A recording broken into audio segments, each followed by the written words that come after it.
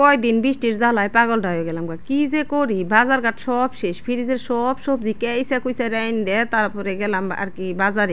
বাজারে যাইতে না যাইতেই দেখি আমগো বাজারের পাশে বিশাল বড় একটা মার্কেট হয়ে গেছে মাশাল্লাহ কত সুন্দর মার্কেট খান একটা সময় আমরা থেকে কত কিছু কেনাকাটা করে খামো আবার কত কিছু থাকবো তো যাই এখন আমি এই মার্কেটটা দেখে তো ফুর্তি এখন আমার টুকটাক সবজি কেনার লাগবো এখন এই সবজিগুলা দেখে তো বুঝতেই পারতাছেন আমার বাসায় কোনো সবজি নেই হেনে কিনুম তো যাই এই যা বাজারে যে সবজি কিনবার যায় তো আমি ডরিয়ে গেছিলাম গা খালি এই জিনিসটাই সস্তা 20 টাকার মানে শাপলা আর সবই মাশাল্লাহ কি পরিমাণ যে দাম যে বাজারে যাই হেই জানে আমি একবার মাথা ঘুরান্দা পইরা যাবেনছিলাম গা পোলারে কইছি যদি ঘুরান্দা পরে যায় তুই আমার ধরে নিয়ে যাইস এখন এইরকম একটা অবস্থা আর এই চাচার পকেটে যে কত টেহা টেহা আমার কাছেও নেই এই সবজি এলা বেটার কাছে যে পরিমাণ টেহা পয়সা জানেন একটু পরে দেখিনি বেটার পকেটে কতটি টেহা আপনাকে চিন্তা করা এই দেখেন কতটি টেহা এই বেটার কাছে সবজি এলার কাছ থেকে কি কম টাকা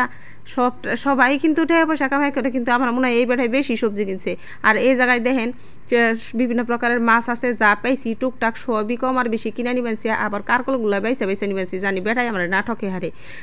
কারণ সবজির যে দাম এক একটা সবজি মনে হয় 10 টাকা পিস এরকম একটা অবস্থা কারকল 80 টাকা কেজি চিন্তা করুন যায় এই কারকলের ছাতা আমাকে বাড়িতে আলানা ফালানে পড়ে থাকে তো একটা সময় আর এখন আমরা কিনে খাই 80 টাকা কেজি আর বেগুন হয়েছে 100 টাকা কেজি আর ওই যে মিষ্টি লাউ ওই যে ছোট্ট একটা টুকরা দেন না ওইটা তাও 50 টাকা এরকম একটা অবস্থা আর কাঁচামচের কথা আর কি কমু এটা তো ব্র্যান্ডের কাঁচামচ যে কিনা খায় সেই জানে কিছু কিনে এখন গেলাম আমের দোকানে হ্যাঁ আমের দোকানের কথা আর কি কমু আমের যে দাম রে ব্যয় শুনি বলে আম বলে সস্তা 130 টাকা কেজি আম চিন্তা করন যায় তো যাই কই এনে এখন আমগুলা দেখতাছি কোন আমটা কিনুম পোলারে কমেছি কছে কোন আমটা কিনুম তুই আমার কয়ে দে আমি হেডাই কিনুম এখন পোলাই কমেছে আমা এই আমটাই কিনো এটাই ভালো এটাই অনেক সুন্দর এখন তো কিনলাম 130 টাকা কেজি 5 কেজি আম কিনলাম তখন আমি কি আমি ঠকলাম না জিতলাম তাও জানি না রাজশাহীতে আমের অর্ডার দিছি হে আম তুই আইলো না কবে এলাইব হ্যাঁ রাস্তায় পাক পানাইছে তারপরে মনে হয় আইব আর এই যে দেখেন এখন বাজার ঘাট সব কিছুই আমি গুছিয়ে নিবেছি কি বাজার করলাম এখন যেহেতু পোলার বাপে তো সময়ই পায় না এখন আমারই সব কিছু করার লাগে বাসায় গেস্ট আইলেও সেই আমারই বাজার করার লাগে আবার মেহমান না থাকলেও হে আমারই বাজার করছে করার লাগে এত বাজার করি তারপরেও কয় যে আমি বলে সারা দিন আজিরা খাই আরে খালি অফিসটাই করা পারলাম না জীবনে আমার মনে হয় অফিস করলে আমি শ্রেষ্ঠ অফিসের স্টাফ হিসেবে পুরস্কার পাইতাম যদি একবার অফিস করতাম এই টাকাটা যদি আমি কামাই করা পারতাম অফিসিয়াল হিসেবে আমি শ্রেষ্ঠ স্টাফ অবশ্যই হইতাম বিশ্বাস করেন আমি ভালো সার্ভিস দিয়ে পারতাম যে কোনো অফিসে চাকরি করলে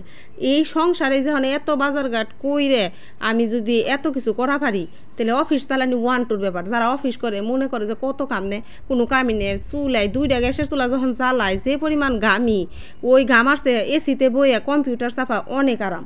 অনেক কষ্ট আর এই যে চিচিঙ্গা আনছি জানেন কয় টাকা কেজি 60 টাকা কেজি চিচিঙ্গার দাম চিন্তা করছেন চিচিঙ্গার দাম 60 টাকা কেজি আলু 60 টাকা কেজি আর ওই যে শাকগুলো আনছি